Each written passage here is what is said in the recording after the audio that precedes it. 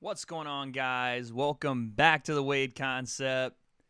Welcome back to the MMA Weekly. Sorry. A little excited today, guys. Today's a big day, man.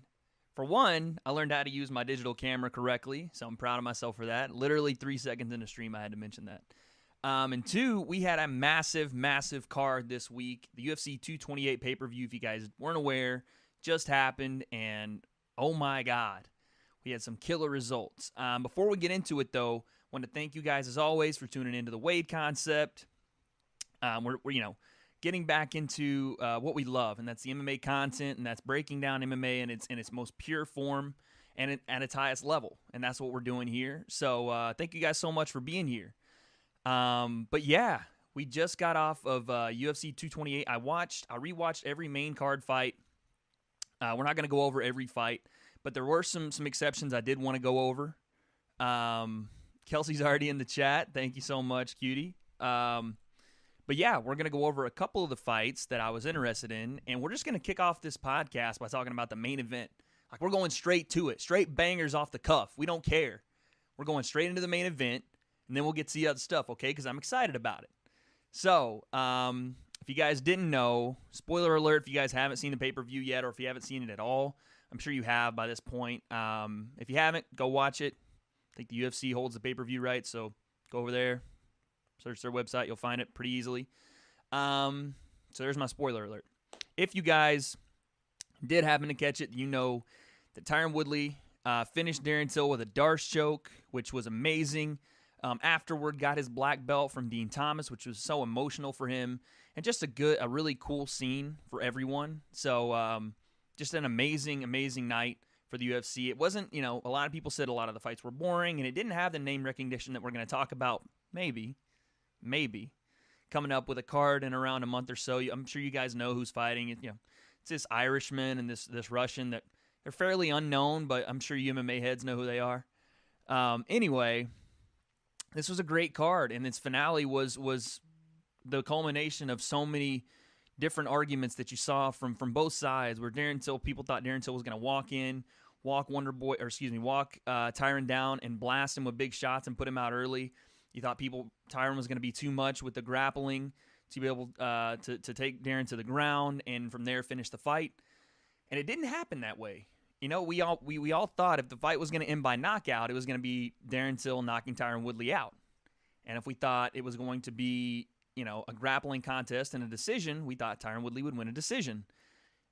That didn't happen. I mean, it kind of happened, but not really. So what happened, we'll just recap. The fight starts off, Darren Till, again, walking forward, doing what he does best, trying to get in and pressure, and what we thought he would do, walk forward on Tyron Woodley and pressure him, and, look for some big shots early. But what you saw, the difference, and I thought what you saw with a lot of other fighters that fight Darren Till versus what Tyron Woodley was doing, while he was being pressured and while he was being backed up against the cage, you saw Tyron Woodley still moving, staying off that center line, finding a way to, for all intents and purposes, neutralize that pressure or the illusion of pressure that was being put on by Darren Till. So, in my case, I saw Tyron Woodley using, again, a lot of head movement, a lot of it quick, explosive feints to keep Darren Till, while he was moving forward, at bay and keep Tyron in the range he wanted to be while not letting Darren Till time up his big 1-2 or the 3 over the top. Like, he could not time Tyron Woodley or could not find that range that he wanted to find. And this is, in the first round, there wasn't a lot of significant strikes from either guy, but there was a couple of exchanges that were important. You saw Darren Till try to unleash that left hand and the straight right to set up, the right jab to set up the straight left, and Tyron Woodley wasn't there. He had moved out of the way. He would come in for the clinch, and one time they clinched in the first round, and you saw the explosive power of a Tyron Woodley. Immediately went to the Muay Thai, grabbed the back of the head, and threw a big-time knee straight up the middle. That was telling in a lot of ways. It showed that while Darren Till was the younger fighter, he wasn't necessarily the more explosive fighter. I didn't know if I thought that going into the fight, and so everyone knows, yes, I picked Darren Till. All right, whatever. You know what I mean? I was a huge Till fan. I still am. Maybe even more so after this fight, seeing kind of what the behind-the-scenes stuff. But I was also, and I still am, a big Tyron Woodley fan. And so, it's one of those things where it was so razor thin for me because I had like everyone else kind of assumed that Tyron Woodley would try to grapple and push Darren Till up against the cage, which did happen in the first round, and win the fight from there. And so when things didn't go that way, I was just utterly shocked. And if you guys didn't see it, check out the last live stream, by the way, the W.A.D.E concept on YouTube. Hit that subscribe, like button. You know the deal. I didn't see that happening, but it did. And so from there, you saw Tyron Woodley start to maintain and control momentum of the fight. And this is early in the first round. And he grapples Darren Till to show that strength, puts him up against the cage. What I didn't like, if you guys watched the fight, what I didn't like was Dan Miragliotta kept separating the two on the cage. Like Tyron Woodley would have an over-under or double underhooks with the hands clasped up on the cage for maybe 15 seconds, maybe. And it didn't seem like even that. And Dan Miragliotta would come in, touch the fighters, and tell them to separate. I could not stand that. I don't understand.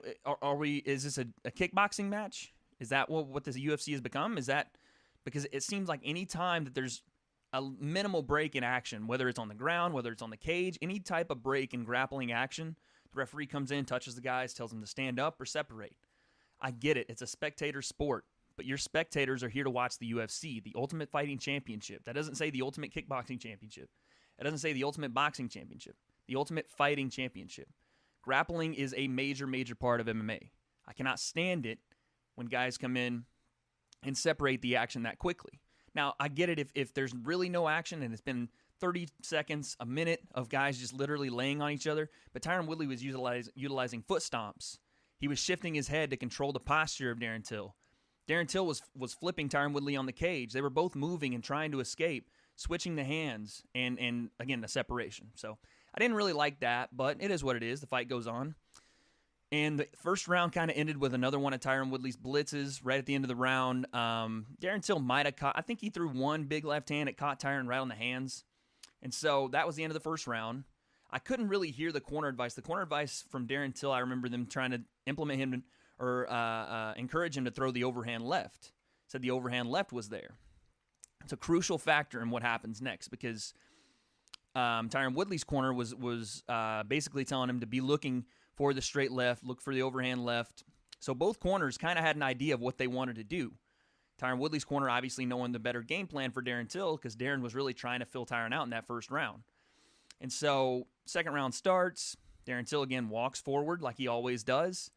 And pretty much a summation. I really liked this at the end of the fight. I know I'm jumping around a little bit, but at the end of the fight, Daniel Cormier reverted to what basically got Darren Till knocked down. And so Darren Till walks forward, throws a straight right uppercut. It's this weird technique that I call it an Asim uppercut. If you guys don't know, go check that out. You can find YouTube videos on it anywhere. Prince Nasim's step-in uppercut. And he throws the step-in uppercut, and then the left straight follows behind. The problem with that technique and what Daniel Cormier was outlining was that when you throw that, you become very long. Especially in the pocket, you become very, very long. And there's really no protection because you're cocking that back hand ready to unload the straight or the overhand left. So in Darren Till's case, he tries this technique with a couple of feints, then throws it, and the overhand left comes behind it. Well, Tyron Woodley does what's called a pull right hand. He basically pulls back while Darren Till throws the uppercut, pulls away, and throws the right hand in a straight motion versus Darren Till's left overhand. And you guys know that what I've always said, straight punches always beat looping overhand hooks, always beat those punches. And he catches him straight on the jaw. Darren Till goes down. And at that point, it looked like the fight was going to be over because he was rocked, right? And Tyron Woodley immediately pounces on him. And this is something that I really appreciated about Darren Till because you guys saw me, if you did tune in to the live stream, I was freaking out. I didn't want Darren Till to go out that way. I didn't want him to get knocked out. I wanted to see him implement more of his offense just because, again, I am a huge Darren Till fan.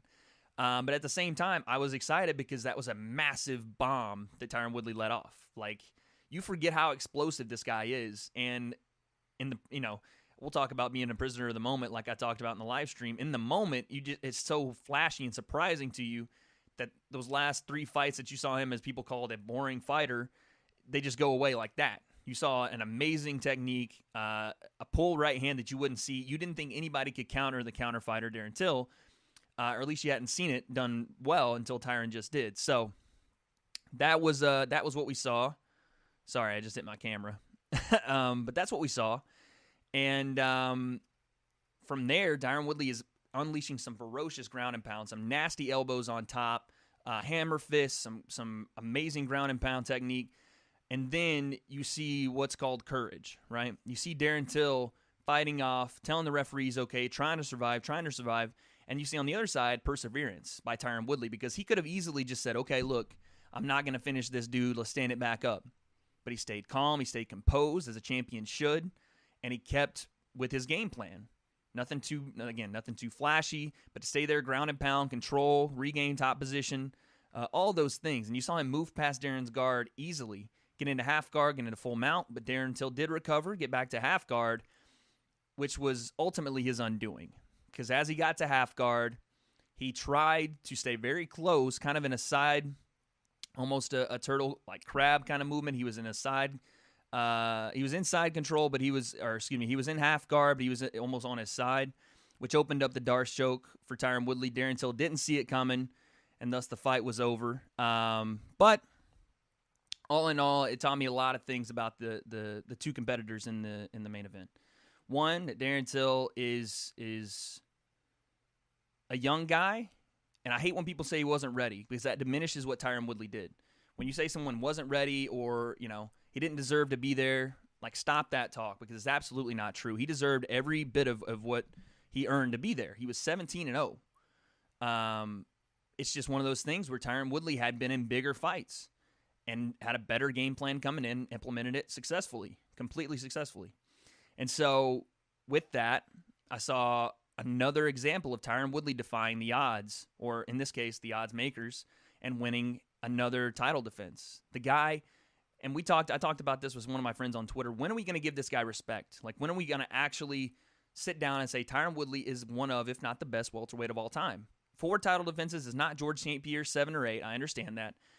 But he is demolishing some of the best specialty fighters, or some of the best fighters in that division. Young guys, too. It's not just the veterans that have been around for forever. It's these young guys coming up. And if you think about it, and Tyron Woodley said this, he is the last remaining guy from that post-George St. Pierre era. The Josh Koscheck's, the Carlos Condits, the Gunnar Nelsons, Robbie Lawlers. He's the last guy standing. Everybody else is kind of starting to kind of wilt away and diminish a little bit. And that's not to disrespect their legacies or them as fighters. It's just that Tyron Woodley has found a way to go to that next level, which is a level I haven't seen from any other fighter at 170. He does everything well. And you saw that. He was not just a wrestler Sunday night or Saturday night. He wasn't just a striker. He wasn't just a grappler. He wasn't just a jiu-jitsu artist. He was all of those things combined into one, and he did it beautifully. His transitions on top were amazing.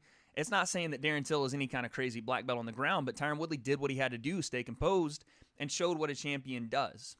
So with that being said, that was an amazing main event.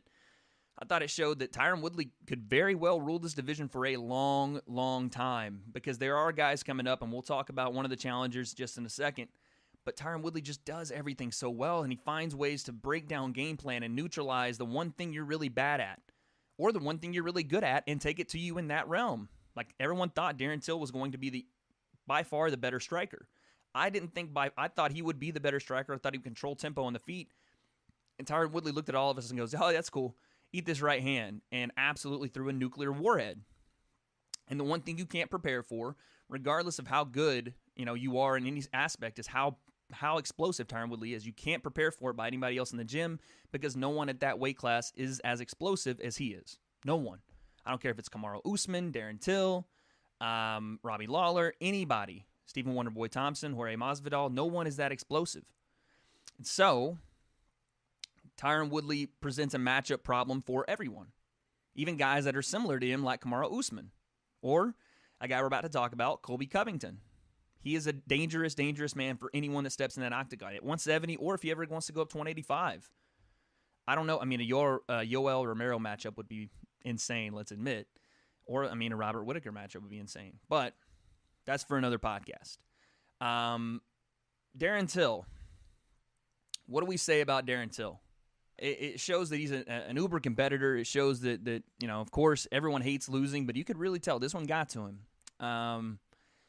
And, there was a couple of guys that reached out, and I thought it was really cool. After the fact, the UFC on their Instagram posted a video that was saying, it kind of showed Tyron Woodley backstage with Darren Till, and it showed both of them kind of embracing, and Tyron kind of whispered, he was like, yeah, I was 10-0 at one point too. We all lose, but you'll be okay. You'll come back stronger. And I really thought that was cool. I thought it was good to see that Tyron, reached out, and even if it is, two guys are fighting, there's really no animosity at the end of it, at least for this fight, because there was a mutual respect between both guys. It was just one guy that was really hungry, really young, trying to come up and take out the biggest guy. The sport of MMA. There's no real sometimes, yes, it is absolutely personal. But in this case, it wasn't anything personal. It was just two guys ready to fight over who was the best in that division in the world. So I really liked to see that.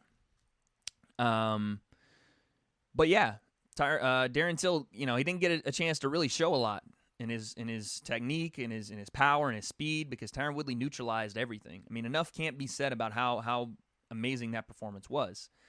But what I didn't like, and Darren Till will be back. I don't know if it's at 170. I said during my live stream, I think he takes a couple more fights at 170. And from there decides what he wants to do, if he wants to go and challenge for that title again, or if he wants to come back and try to fight at 185. Whatever he wants to do, I'm sure he'll figure that out. But I do think that he's not the type of competitor to just lose once at 170 and bump up. I think he comes back and tries to make another run at that strap. So, he'll be fine. Tyron Woodley looks like a monster.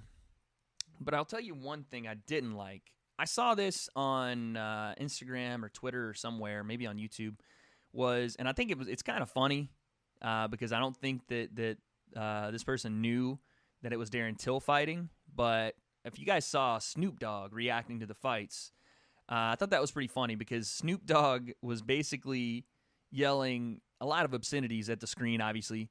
I think he's a friend of Tyron Woodley's, and he was yelling, at Tyron Woodley to win the fight, cheering for him. But while doing so, was yelling basically F Donald Trump, F Donald Trump. And for one, Darren Till's obviously English. He's from the UK, has nothing to do with the United States. So what I think happened was Snoop Dogg thought it was Colby Covington fighting Tyron Woodley. And, obviously things that go on with the president I'm not going to get into, but he basically was yelling those obscenities because Colby Covington is such a big supporter of the president and the whole going and putting the belt on the president's desk. Snoop Dogg was trying to roast Darren Till on his fighting style, and so it was confusing because he kept calling him the gorilla, so he knew a little bit about Darren Till, but he was just confused on where and what he was talking about. So, it was one of those things that it was kind of cringy. Snoop Dogg yelling at fighters who would literally destroy him with one punch. Like if Darren Till, if Colby Covington, if anyone, if Cyborg wanted to, if Rose Namajunas wanted to, she would put her fist directly through Snoop Dogg's face. Like he looks like, and I'm not going to go on here and roast Snoop Dogg, but for you to, act so brash, he did this with the Conor and Floyd fight too, and so he really thinks that, his opinion really matters because he was featured on a couple of episodes of Dana White's Contender Series, and he thinks that, because he was on that he can just say whatever he wants about fighters, and he totally can. But it's just funny to see how people talk behind their phone, right? They talk like that when they have someone around them or they have people around them that are allowed to kind of echo chamber this tough guy bravado stuff, which is hilarious, by the way. Snoop Dogg would not, in by himself, one-on-one in front of Darren Till or Colby Covington or anybody else for that matter, say any of those things to their face. Because if he did, he would have a hole through his face. That's the bottom line. And I'm not encouraging any kind of violence against Snoop Dogg at all, nothing like that. But it's just, it's really easy to yell obscenities and things like that, which he has every right to do, even if he is confused on who the fighter is or what's happening. Has every right to do it. But of course, again, he wouldn't say those things to any of those fighters directly to their face. And if you don't know why, look up on YouTube how Snoop Dogg's boxing technique looks like. Yikes. Yeah. Anyway, so I thought that was pretty hilarious. And again, guys, I apologize for the stream. I don't know what's happening with it. We'll get it figured out. I'm trying to as we get the studio set up. By the way, check out behind me. Got the soundproof pads. Little by little, the set's coming along, so that's exciting. Anyway, on to some other news, some actual serious news that doesn't involve one of the worms from Men in Black 2. Let's see. We have a couple of things from the card at UFC 228. We had a massive, massive knockout by Jessica Andrade. Absolutely devastating knockout of Karolina Kowalkiewicz. A devastating right hand over the top. And the whole fight, it was a short fight. The entire fight, Karolina looked actually fearful for herself. Like, you didn't see that when she fought Joanna. Joanna, she was eating punches for sure, but it wasn't the power that Jessica Andrade has. And that's obvious, but just the look in Karolina's face as she was getting hit, she started swinging with her eyes closed. Like, she started putting her head down and just swinging with her eyes closed, and I've never seen that from her. But it basically just showed how powerful and how explosive and how fearful of Jessica Andrade she was in that moment. And what a knockout it was for a 115-pound woman to come over top with that right hand and put someone to sleep, because Karolina was out. I mean, yes, her eyes were open, but her mind was not there. She was somewhere else. So that was a massive, devastating knockout. With those kind of knockouts, in this day and age, you're going to see her get a shot against Rose Namajunas, I'm assuming. Like, that's what Dana White's looking for. That's what the UFC is looking for, is these big, mega superstars they can hopefully build, or these mega fights they can hopefully build, and a knockout like that gets you right in front of him. So it's a big win for Jessica Andrade. Look for her to possibly contend for that 115 title. I think that she's done enough right there to win it. Then we saw Zabit. I'm going to go again. You guys know I messed up the name last time. We're going to go with Zabit Magomed Shapirov, or Sharipov. I had it right the first time. Versus Brandon Davis, and a very odd knee bar. If you guys watched the fight at all, it was a very odd knee bar he locked in on Brandon Davis, but very effective too, because he locked it in from basically back mount, got a hold of the leg, and used an inverted knee bar to tap Brandon Davis, who had to tap on his own behind, actually, on his own cheeks, which was hilarious. But what a win for him. And then goes out to call Chad Mendez out. And what a fight that would be, because both guys, you've seen now Zabit's grappling ability. I mean, he is a Dagestani, so we all know how Dagestanis grapple. If you don't, just watch Khabib fight for 5 minutes. Versus a guy in Chad Mendez that is probably one of the best grapplers in that division. Nasty, explosive wrestler with nasty hands on the feet. I could see, you could see Zabit's reach and the way how lanky he is being a problem for Chad. It was in the Conor fight, but man, that would be a nice matchup. So we'll see if that happens. I hope so, because that was an amazing fight from Zabit, and I love that call out. I love that fight. So hopefully we get that one soon. Jimmy Rivera won a decision versus John Dodson. Not a super, not a lot of bullet points from this fight. Jimmy Rivera doing what he does, coming forward, using his grappling. John Dodson trying to look for his shots and kind of move around. He's very explosive, very quick, but just couldn't seem to find that opening he was looking for. Jimmy Rivera takes the win, and Al Hassan with a big knockout as well. So an amazing card in my opinion. Once I went back and actually watched it, if you guys didn't know, when the live stream happened, I was working and I had to run home to get here for the main event. So that was unfortunate, but I went back and watched, and an amazing card overall.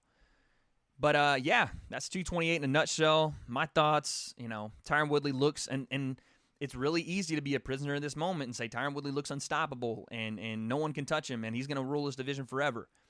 While I do think that he is going to it's going to be a hard thing to dethrone him as champ, you also have to recognize that in MMA, anything's possible, and anything can happen at one moment, right? Let's say Tyron Woodley doesn't hit that big right hand and Darren Till clips him with that lead uppercut. We're having a different conversation. Or if Darren Till survives, Tyron Woodley did look to be a little bit blown out. I'm not diminishing what he was doing at all. He did look to start breathing a little heavy. He said he had 3 more rounds in him. The champ says it. I believe him. But if Darren Till survives, could that fight go differently? Possibly. So, with that being said, you never know what can happen. And with that being said, we have Colby Covington coming into the mix now, which was the originally scheduled fight. Colby Covington had to have nasal surgery, and so now he's coming into the fray, which, of course, we all knew would happen if Tyron won or even if Darren won. We assumed that Colby would be the next up. And that matchup, they're talking about possibly maybe main eventing the November 30th card, Madison Square Garden. I'm thinking myself that's going to be a John Jones main event. I don't know why. I have a feeling they're saving that for him to come back. But that very well could be the fight that the UFC wants to make. I would love to see it. Put that on the November 30th card, and I'm there. 100% I'm there. And just the storyline itself, everyone wants to see this fight. Colby always talking trash, calling Tyron Tyrone. He's funny as a troll. He does walk right through that line that everybody says is, kind of the a little bit too much line. He runs straight through it. And because of that, he's getting this title shot. Because he really only has one or two big wins in the top 10. And so that's kind of his way of asserting himself into this title scene, and it's worked for him. The fight itself we'll break down later. Colby's pace versus Tyron's power and his explosiveness. I don't know who wins that or what the edge will be, but we'll break that down later when the fight's announced. But it's interesting to see. And Colby Covington actually went at Stephen Wonderboy Thompson. This is after the fight. Classic Colby Covington. He goes at Stephen Wonderboy Thompson, called him a choir boy, called Darren Till a doughboy, went at Snoop Dogg. It's just like he goes at everyone. And because of this, he gets those clicks, he gets those views. He's keeping his name relevant so that this title fight does happen. So more applause to Colby Covington, man. I'm by no means a supporter of some of the ways he talks about people, but I am a supporter of his ability to put himself into that scene and make himself a main event player. So I would love to see that fight happen, but we'll leave the breakdown for another time for that one. Other than that, a couple of things we have in the news. Obviously, the big thing we're going to talk about in a little bit. But, other news at UFC 228, Diego Sanchez with a big win over Craig White. And then he calls out Mickey Gall. So that's interesting. I think Mickey Gall has gotten a reputation for fighting older veteran fighters, or older fighters. I don't know about veteran, but he's gotten this reputation as kind of being that legend killer or that promotion name stealer, right? Took out Sage, which was a big name in the promotion. Took out CM Punk, I understand. And so now Diego Sanchez says he likes that fight. I wouldn't be surprised if Mickey Gall takes that fight, just because of the name recognition Diego Sanchez brings. And then I don't think Mickey Gall is quite ready for that top 10 at 170. So we could see that fight very easily. I would love to see that fight. Diego Sanchez, a straightforward mentality and is just bite down on the mouthpiece and swing heavy hands mentality versus Mickey Gall's technique and his ability on the ground, his grappling ability, and his improved stand-up. I would love to see. And we have another quote today. This is from the Hawani show. I thought this was interesting. Valentina Shevchenko, obviously a disappointing weekend for her. Because, as you all know, if you guys have caught the live stream by now, or if you've watched the pay-per-view at all, Nico Montagna pulled out of UFC 228 as the 125 champion due to an illness related to her weight cut. Therefore, and a lot of people are kind of questioning whether this is real, whether she's scared to fight Valentina, whether she's just trying to hold on to that belt as long as she can. Well, I'm not going to dispute what happened, and I'm not going to really side either way because I don't know the full story. And unless you're Ariel Helwani or Brent Okamoto or Dana White or any of these fighters, none of us really know what happened. So I'm not going to sit here and try to blame whoever or say somebody was scared. That's not what I do. I see the information, I tell you guys, and I offer my opinion on what comes next or what happened. What do I think happened? I think Nico probably had a hard weight cut, and whether she could have kept going or not, I don't know. But regardless, Dana White has stripped her of the 125 title, and I think they are going to try to make a fight by the end of the year. And an interesting topic was brought up by Valentina Shevchenko on Ariel Helwani's show today. She's calling out Joanna Jędrzejczyk for the 125 title. It's been rumored for a long, long time that Joanna was wanting to move up to 125, that 115 weight cut was really getting to her and is basically her excuse for losing the title in the first place. So Valentina Shevchenko, who is a very, very serious contender in the stand-up game and impacts a lot more power than I've ever seen from Joanna Jędrzejczyk, is calling her to fight for this vacant 125 title. I don't know if there are some 125ers in that division, but I don't know if any of them have the same name recognition as a Joanna, and if you're trying to establish that belt as a legitimate belt, you can't have Valentina Shevchenko fight someone that we don't know or someone that hasn't had big fight experience, in my opinion. So that's why I love this call-out so much, because Valentina is basically putting her reputation, her ability on the line for this belt. She's not saying, yeah, I'm going to take a smaller fight and just kind of walk through this girl and grab this belt. She's like, look, let me take on the best 115er in the world, or the best 115 girl to ever do it, even though Rose is the best 115 at the moment. Let me take her on a full camp and see what happens. And I really like that call out because, again, it shows the integrity of Valentina Shevchenko. It shows that she is not here to just win easy, short fights. She wants to take on the best of the best and wants to be the greatest at her division. So I applaud that. I would love to see that fight. I know I keep saying it, but these fighters are starting to wise up. They're starting to understand how this game works. Even the ones that you don't expect most of the time. Most of the time, these fighters are proposing these fights. They're telling or asking Dana White. They're asking Sean Shelby, say, look, this is what I want. This is what I think is good for the division.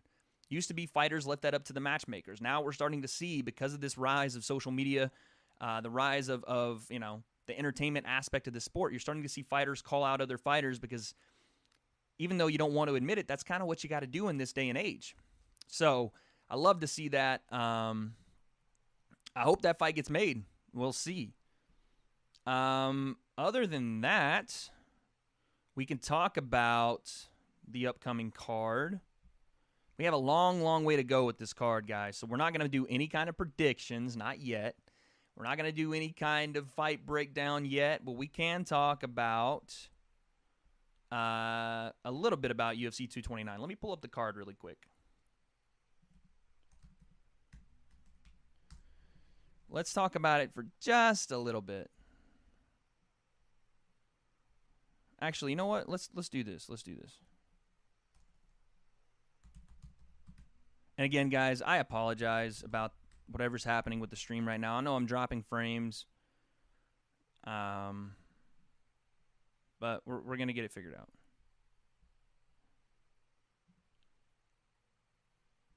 So before we have UFC 229, we have UFC Fight Night Moscow, actually.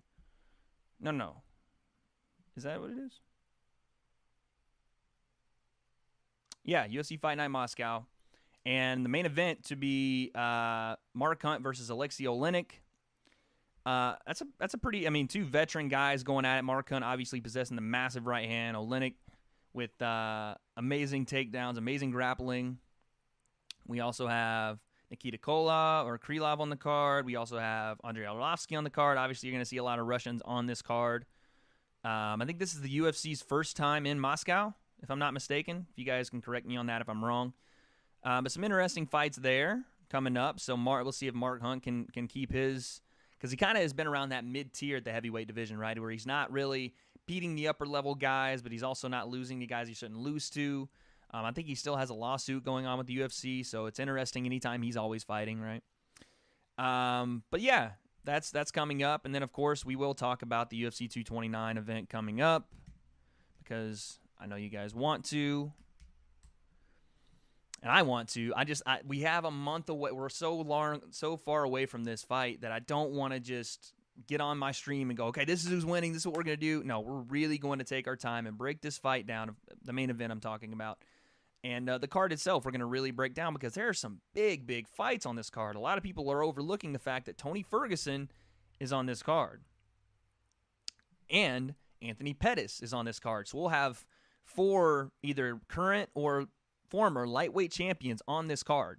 It's a big deal because if someone falls out, we could have some potential matchups there. Tony Ferguson Conor, Tony Ferguson Khabib, Anthony Pettis Conor, Anthony Pettis Khabib. You could see some different matchups here. So the UFC's done a good job, in my opinion, of putting on some really some interesting matchups or possible matchups. We got Ovince St. Preux on this card.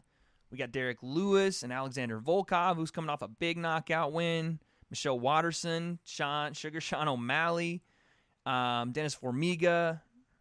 I mean, some big-time, Jacier Formiga and Sergio Pettis. It's like some big-time fighters on this card. So it is definitely going to be one for the books. We will break it down more as that comes along. But, yeah, obviously the main event is what everybody's interested in. I'm interested in it as well.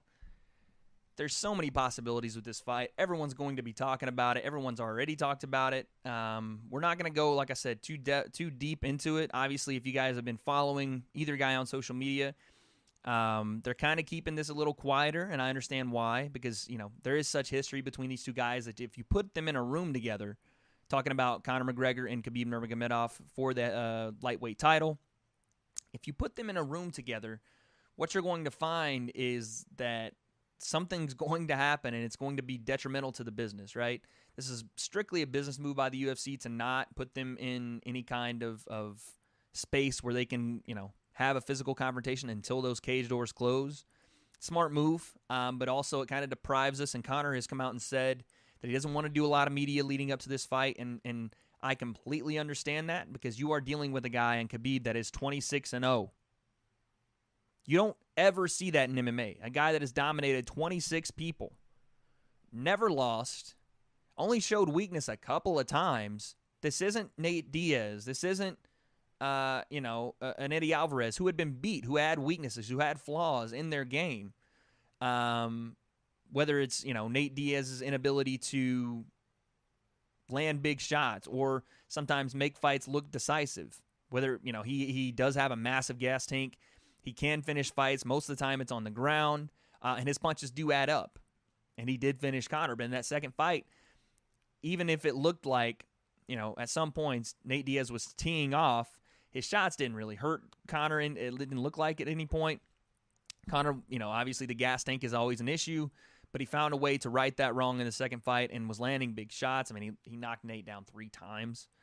And in the Eddie Alvarez fight, I mean, Conor completely outclassed Eddie Alvarez. Obviously, the lack of stand-up ability and stand-up experience with a high-level guy like Conor McGregor, who is just on another planet when it comes to that stand-up from Eddie Alvarez, it showed. And so in this fight, there's 2 avenues that we're going to go down, and we're going to go down them extensively. It's going to be Khabib's grappling, Conor's, from those 2 avenues, we'll have sub-avenues, but Khabib's grappling and Conor's striking, right? And from there, we'll discuss kind of what the big differences are, where the advantages really lie. Is it just in the striking? Is it just in the grappling? I don't think it's that simple. I think it's going to be way more than that. I think it's going to be a combination of cardio, of experience, of the kind of the shorter buildup than what we're used to.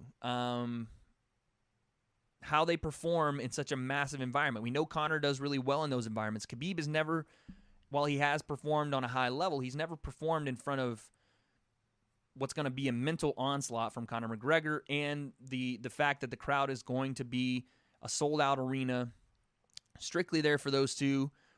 Most likely going to be more for Conor. The crowd will be. And how does Khabib handle that harsh environment? Obviously, he's from Dagestan. I'm sure he can handle himself in the most harsh environment. But it's something we're going to have to watch and see. So there's so many factors that go into this fight. I can't stand when it's just narrowed down to the 2, but that's where we'll start our branch, right? That's where we'll start to kind of fork and go our separate routes and pick out different little things that could possibly happen and couldn't. And those are the things I love about not only this podcast, but fighting in general, is there's so many different things that can go right or wrong, and so many different scenarios that can happen. And so, as I don't even know what I call myself, just a podcaster, as someone that loves the sport, it's so fun to sit and think about all the different aspects of what could happen and debate them with you guys. And even though, again, we're just now starting back with a podcast and something's wrong with my usage and there's always seems to be a problem, we keep trucking forward, guys. So I'm glad you're here. If you are here, if you're not and you're new or you're just popping in to see what this is about, this is the W.A.D.E concept. We debate a lot of MMA.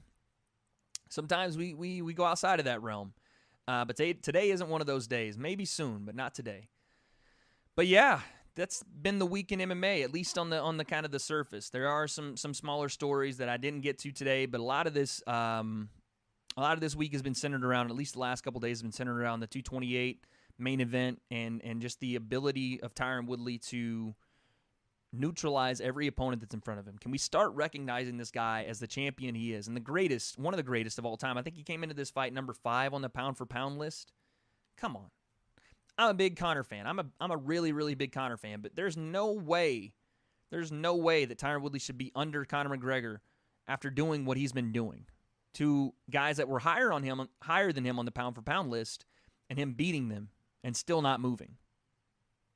And as much as I like the lighter weight guys like Demetrius and TJ and Cody, the game that you're playing at 170, and this is again not to the detriment of these guys. The game you're playing at 170 is a far more dangerous game in my opinion, because one shot guys like TJ has one shot ability, Cody has one shot ability, but Tyron Woodley has out cold blackout one shot ability with his hands. And one punch is ending that fight. One slam, and the strength he possesses, the explosiveness. And the guys he's facing, a guy like Robbie Lawler, who's just a straight-up killer, walking forward, throwing shots. The legends, Carlos Condit, one of the best strikers to ever be at the 170 division. You got to give it up to the guy. And I'm not saying he's the number 1 pound-for-pound guy. I don't know that to be true. But the pound-for-pound list should be based on the fact that a champion who is in his division is demolishing that division, wiping it clean, and needs the respect that he deserves. So that's my take on 228. Darren Till will be back. We're still Darren Till guys. We're still Tyron Woodley guys. We're Khabib guys. We're Conor guys. We're all fighters. I support all fighters. I do have my favorites, but at this podcast, we do recognize when greatness is great. And there's nothing wrong with having favorite fighters. There's nothing wrong with cheering the fighter on. I can't stand, and this is kind of a rant, but I can't stand when a fighter loses and all of a sudden everybody's like, oh, well, Darren Till wasn't ready. He wasn't this. He wasn't that. He wasn't the striker we thought he was. He was ready for this opportunity. The opportunity presented itself, and he didn't quite, come away with the gold. But it doesn't. We don't have to sit here and diminish everyone as soon as they lose, and we don't have to do it because it's a detriment to Tyron Woodley. The preparation he put in, the work he's always put in, and the fighter that he is. To say Darren Till wasn't ready and he was too young and the opportunity was too big is a detriment to Tyron Woodley's ability and what he showed during the fight. So I think that we should be giving fighters more credit than we should be tearing the guys down that lose, my opinion. But anyway, thank you guys for watching. And like I said, in these coming weeks, we'll be talking more about Conor and Khabib, the 229 card. And I really, that fight has so many different options. I really want to dive into it and other fights as well. But that one is obviously the one the world is waiting on, the one that's probably going to be the biggest fight in MMA history. So we would be doing it an injustice not to cover it the best we could and the most in-depth we could. So that's what we'll do. We will see you guys. Maybe we'll start with that little breakdown later this week. Again, I do have this new, I know I keep flashing it. I'm just proud of it. I do have this new Canon camera, and we'll be doing some car convos maybe coming this week about the differences between the two guys and who can exploit what and what goes the way of the other. And, we'll do that, and we'll keep going on this journey.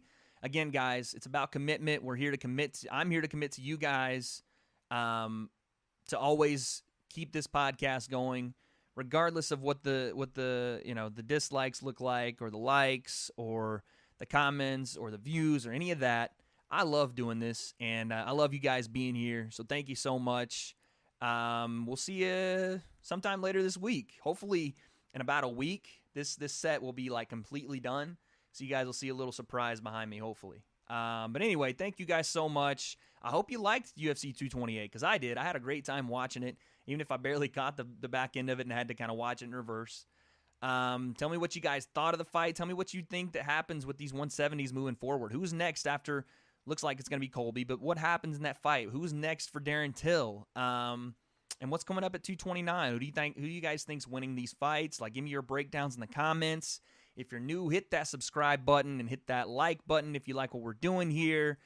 And we have a vlog channel, W.A.D.E. Plemons on YouTube. Go subscribe. We're going to have some cool content that doesn't relate quite to MMA, but maybe it does a little bit. But encompasses all parts of my life. So you guys go check that one out. And you guys already know we are the W.A.D.E Concept, and we are debating everything. Thank you guys so much. We will see you next time.